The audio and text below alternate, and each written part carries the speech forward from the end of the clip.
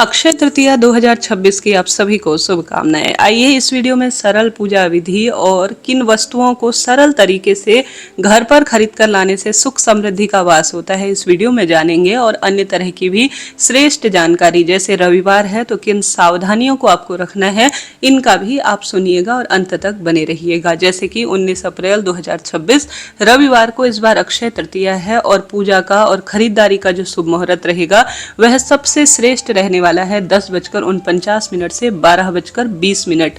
यह समय सबसे अच्छा है किसी भी श्रेष्ठ कार्य को नए सिरे से शुरू करने का।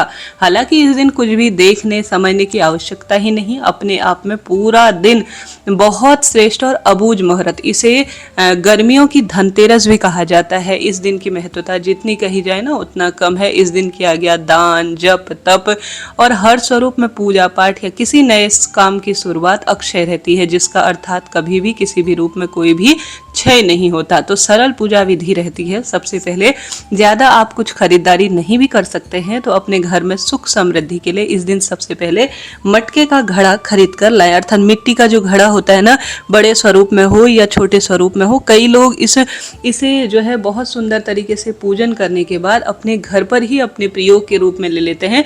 कई लोग इसे दान भी कर देते हैं, यह अपनी इच्छा शक्ति सामर्थ्य है। दूसरी वस्तु जो सबसे सरल होती है, सबसे श्रेष्ठ होती है, वह है नमक। नमक का संबंध माँ लक्ष्मी से होता है, तो यह आपको खरीद कर जरूर लानी है। भले ही सेधा नमक हो या सामान्य खाने वाला नमक, यह जो है समुद्र से उत्पन्न है, माँ लक्ष्मी के साथ ही इसकी मान्यता कही गई है, इसलिए इसे जरूर खरीद कर लाना चाहिए। तीसरा आता है चने की दाल। चने की दाल स्वर्ण समान मानी गई है, इसे शिवलिंग पर चढ़ाना, दान करना, अपने लिए घर पर खरीद कर लाना स्वर्ण समान खरीदने के समान कहा गया है। साथ के साथ कौड़ी, हल्दी, इन चीज़ों को खरीदना, रुई, झाड़ू, पीली सरसों इत्यादि खरीदना भी माँ लक्ष्मी की जो प्रिय वस्तु होती है उनके समान, धनिया इत्यादि खरीदते हैं तो यह सबसे श्रेष्ठता के रूप में जानी जाती है।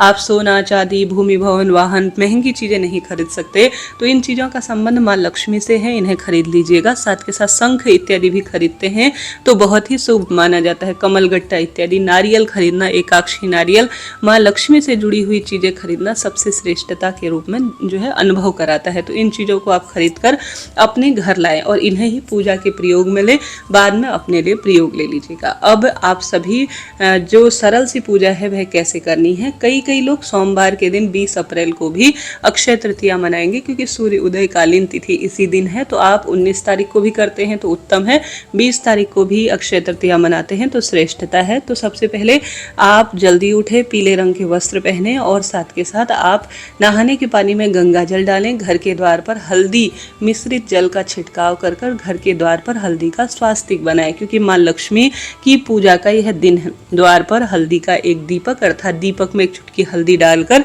दीपदान रूप में आप प्रयोग करें। उसके बाद ओम महालक्ष्मी च विद्महि विष्णु पत्नी च धीमहि तन्नो लक्ष्मी प्रचोदयात, ऐसे सरल से मंत्र या ओम महालक्ष्मी नमो नमः कहते हुए एक चौकी स्थापित करें। चौकी स्थापित नहीं भी कर पाते हैं तो घर के मंदिर में ही सरल विधि से एक गेहूं की या चावल की या जौ की ढेरी रखें, या आप किसी प्लेट पर थोड़ा सा गेहूं रखें, उसके ऊपर एक मटका रखें, कलश रखें।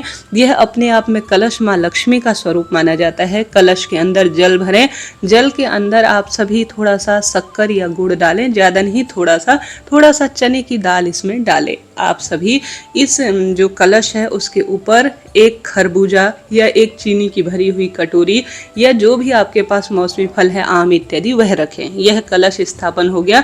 अब इस कलश के ऊपर आप सभी जो यह स्वास्तिक होता है हल्दी का, वह बना ले। स्वास्तिक नहीं बना पाए तो आप हल्दी का एक छोटा सा तिलक रूप जरूर बना लीजिए, ठीक है। यह तो कलश स्थापन की विधि होती है। इसे लक्ष्मी कलश भी कहा जाता है। ऐसी मान्यता है इस दिन कलश की घड़े की जो पूजा होती है, इस कलश को सबसे विशेष इसलिए माना जाता है क्योंकि भगवान श्री कृष्ण ने साक्षात यह जो कलश था वह पांडवों को प्रदान किया था, ताकि घर में उनके जीवन में वनवास के दौरान कभी भी अन्न धन की कोई भी कमी ना हो, इस कारण से इस दिन विशेष कलश स्थापन अक्षय कलश के पूजन का विधान है। अब आप सभी चाहें तो कलश पर जो मौली है वह बांधे, साथ के साथ आप इस पर माला इत्यादि भी समर्पित करें, रोली चंदन इत्यादि समर्पित कर सकते हैं।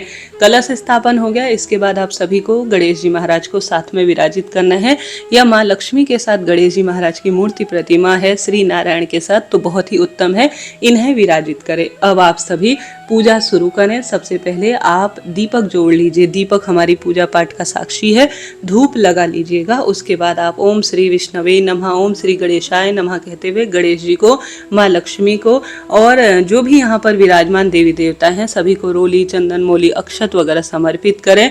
साथ के साथ सरल विधि से आप संकल्प लीजिए। अब दाहिने हाथ में थोड़ा पुष्प और अक्षत लीजिए और कहें कि हे महालक्ष्मी, हे श्री नारायण, हे पंच देवी देवताओं, सभी मेरी पूजा में सम्मिलित होकर आज अक्षय तृतीया पूजा को मेरे संपन्न कर इसका सुंदर परिणाम मुझे दीजिए। ऐसी प्रार्थना कर भगवान जी के श्री चरणों में आप संकल्प ली हुई वस्तु को छोड़ दीजिए। अगर आपके पास मूर्ति प्रतिमा है तो स्नान इत्यादि करा सकते हैं, नहीं तो सामान्य जल से छींटा कर रोली चंदन मोली अक्षत इत्यादि समर्पित करें, पुष्प इत्यादि समर्पित करें, इत्र समर्पित करें, सुगंधित द्रव्य माँ लक्ष्मी को प्रसन्न करते हैं इन्हें समर्पित करें। जो जो चीज आप लाए हैं जैसे कि मौसमी फल, आम, अंगूर, जो भी इस समय है, खीरा, पपीता, इन सब का भोग माँ लक्ष्मी को लाएं। कमल गट्टा इत्यादि का जो माँ लक्ष्मी है उन्हें समर्पित करें और साथ के साथ सरल विधि से जो जो शंख इत्यादि का इस पूजा में आप प्रयोग करें। जो जो चीज आप प्रबंध कर पाए हैं, आय ला पाए हैं, जैसे धनिया इत्यादि जो मैंने रुई सरसों इत्यादि आपको बताई है, वो सब आप माता लक्ष्मी के समक्ष जो है प्रस्तुत करें। जैसे हम दीपावली के धनतेरस की पूजा करते हैं वही प्रक्रिया यहाँ पर है। चने की दाल एक कटोरी में रखें, उसके ऊपर पूजा में रही कुछ कमी के लिए आप दक्षिणा यहाँ पर रखें। इस तरह से यह सरल सी पूजा आज के दिन कही गई है। फिर आप आज व्रत रखते हैं तो अक्षय तृतीया के दिन आप व्रत रखें, उसकी कथा इत्यादि सुन सकते हैं। कथा बहुत श्रेष्ठ मानी जाती है इस दिन सुनना। इस दिन की महिमा ना इतनी अद्भुत है। इसी दिन से त्रेता युग की शुरुआत हुई थी, भगवान परशुराम का इसी दिन जन्म हुआ था और केदारनाथ के जो कपाट हैं वह इसी दिन खुलते हैं। बांके बिहारी के चरण दर्शन इस दिन से होते हैं। बाल गोपाल को विशेष चंदन की सेवा इसी दिन से दी जाती है। भगवान श्री कृष्ण सुदामा का महामिलन इस दिन हुआ था। अक्षय पात्र भगवान श्री कृष्ण ने पांडवों को इसी दिन दिया था। इस दिन इतने सारे दुर्लभ सहयोग, किसी नए ग्रह प्रवेश, भूमि पूजा, वाहन खरीदना या कोई भी नया शुभ काम करना चाहते हैं तो इस दिन के लिए आप कुछ भी सोचे नहीं, तुरंत कर लीजिए। निश्चित रूप से आपके भाग्य प्रबल हो जाएंगे और सौभाग्य बढ़ता चला जाएगा। इस तरह से पूजा आपको करनी है और साथ के साथ आप सभी को अंत में एक दीपक धूप के साथ ओम महालक्ष्मी और श्री नारायण की आरती कर लीजिए। पूजा में रही कमी के लिए आप क्षमा प्रार्थी होने के बाद जब आपका सुबह यह पूजा होती है, कई कई क्षेत्रों में शाम को भी कर लेते हैं, परंतु उसी दिन सुबह पूजा कर उसी दिन दान की महत्वता है। तो ये जो जल का कलश है इसके ऊपर खरबूजा या आपने मौसमी आम रखा हुआ है, कुछ दक्षिणा चने की दाल के साथ, पंखा इत्यादि के साथ, रुई इत्यादि के साथ, या जो भी आपसे अन्न वस्त्र जलदान की महत्वता है, कहीं पंडित जी को अगर आप दान देकर आ जाते हैं तो बहुत ही शुभ माना जाता है। मंदिर में पंडित जी को दान में देना सौभाग्य की बात है। नहीं तो कलश आप अपने जो है पास में रख सकते हैं। अक्षय पात्र के रूप में पूजित किया है आपने, इसे रखना शुभता के रूप में जाना जाता है। अगर आप दान करना ही चाहते हैं तो घर के बाहर एक किसी भी टब में, बाल्टी में जल इत्यादि रख दीजिए। पशु पक्षियों के लिए पानी इत्यादि की व्यवस्था कर दीजिए, यह भी जलदान है। राहगीरों के लिए आप इस दिन मीठा, शक्कर या किसी भी तरह से शरबत इत्यादि का जूस, प्याऊ इत्यादि जहाँ लगे हैं वहाँ अपनी इच्छा अनुसार दान इत्यादि करवा देते हैं, तो यह भी जलदान का ही हिस्सा है। सीधा घड़ा आजकल कोई भी लेने में नानुकुर करते हैं, ऐसी स्थिति में ऐसा भी किया जा सकता है। इस दिन छाता का दान करना, पंखे का दान करना, रुई का दान करना, जल का दान करना, पवित्र वृक्षों को सिंचित करना बहुत ही श्रेष्ठता के कार्य में जाना जाता है।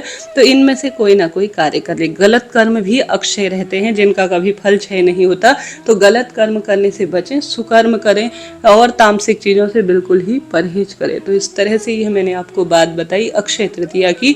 इस दिन जितना संभव हो इन सस्ती वस्तुओं को लाएं और सरल सरल काम जो है आप करने का प्रयत्न करें। अक्षय तृतीया के दिन किया गया कोई भी सत्कर्म आपका भाग्य प्रबल कर सकता है। अभी के लिए इतना ही। हर हर महादेव।